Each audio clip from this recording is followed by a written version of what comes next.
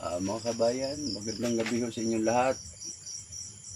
Dun ho sa hindi nakakilala sa akin sa mukha nyo na lang ako tingnan. Baka ako'y kilala ninyo magandang gabi sa ating lahat uli. Maaliwalas ang panahon. Naway sa ibang lugar maaliwalas rin. Dito ho sa aming probinsya medyo maganda naman ang gabi.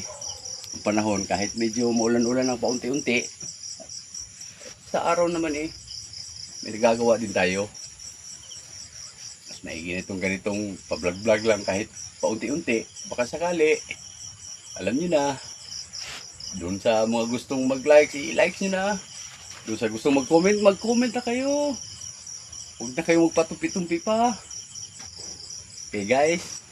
Guys ba ang tawag dyan? Hala, sige. Ako ho pala, papakilala sa inyo. Ako ang tinatawag nilang bisbat. Hindi nyo ho alam yung bisbat, tatapaliwan ako.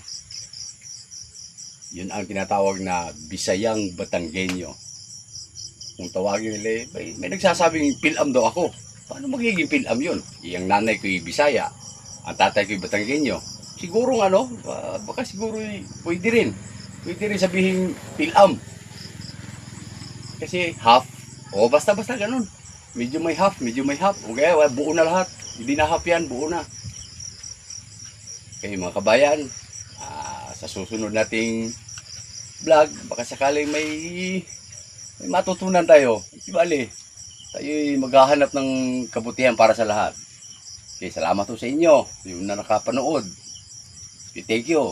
Inuulit ko. Mag-comment kayo, mag-like kayo kung gusto nyo.